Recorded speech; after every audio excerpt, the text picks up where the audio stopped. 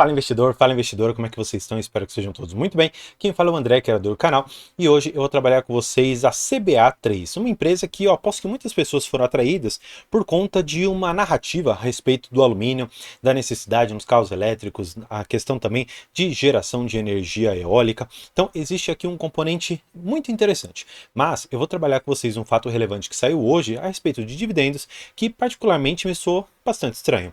Se você quer saber que estranheza é essa e um pouco das perspectivas que eu tenho a respeito dessa empresa, fique comigo para algo depois do vídeo. Então, vamos para o vídeo.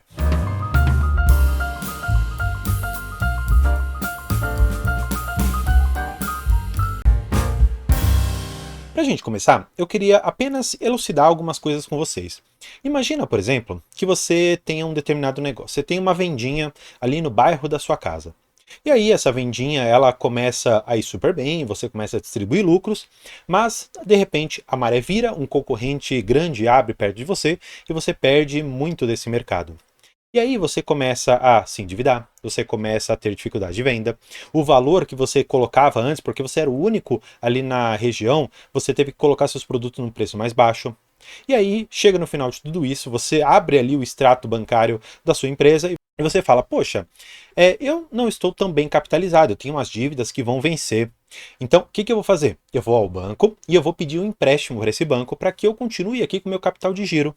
E aí chega no final do ano, eu olho mais uma vez para o balanço e falo, poxa, agora que eu já vou captar aquele dinheiro lá com o banco, eu vou fazer o seguinte, eu vou distribuir o lucro da minha empresa.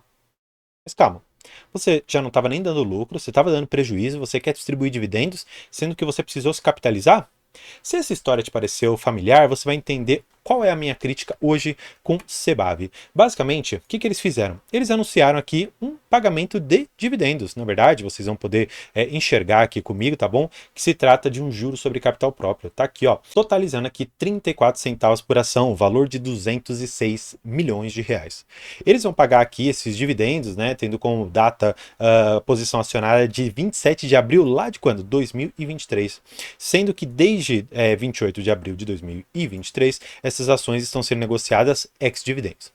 E aí eu me pergunto, poxa, se esse dividendo ele foi lá de trás, mas eu já estava vendo que a empresa não estava indo bem, por que será que eu vou pagar esses dividendos? Por que será que o meu negócio lá, que estava girando bem, mas depois eu comecei a perceber que eu estava perdendo totalmente a mão nos meus lucros, perdendo a mão nos meus números? Por que eu vou decidir distribuir esses dividendos? E aí que me soa estranho, sabe por quê?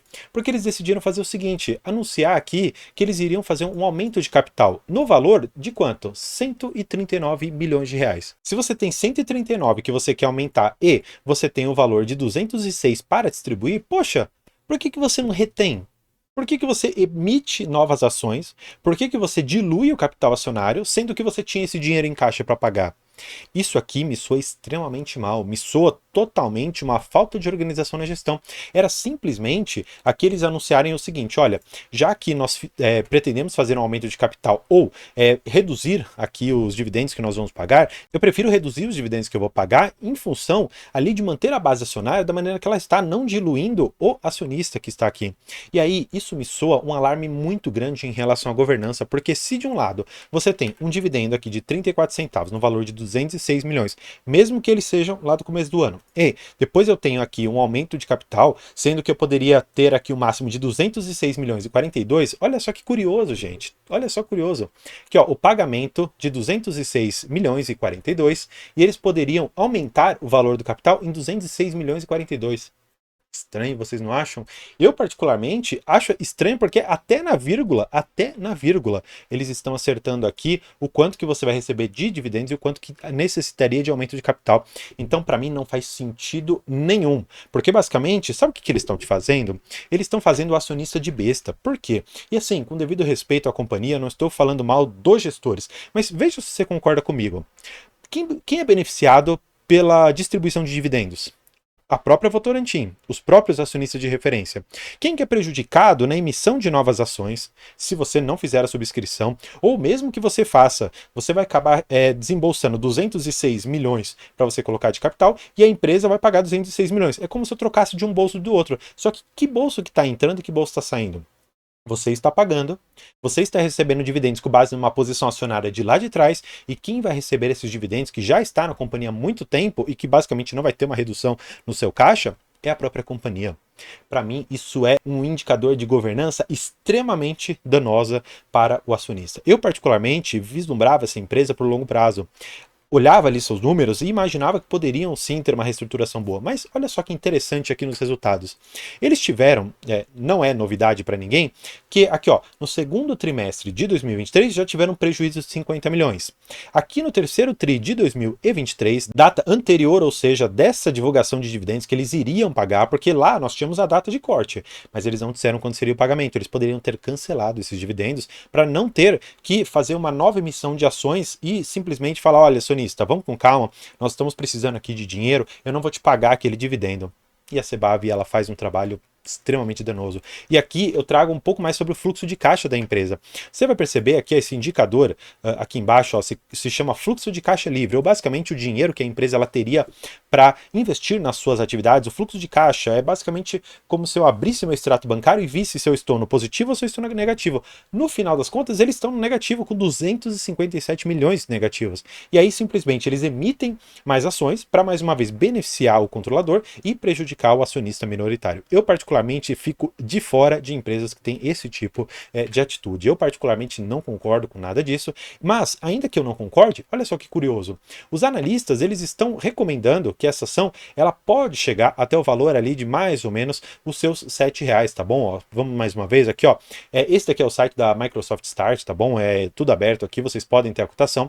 Então, CBAV3, os analistas colocam preço-alvo de R$7,25, sendo que 9 analistas têm essa recomendação, considerando aqui ganhos em alta, tá? Então, é uma empresa que tem ali a sua cobertura positiva, mas eu particularmente não gosto nem um pouco. Olhando aqui para as receitas, olha só que interessante o que o site ele coloca aqui pra gente.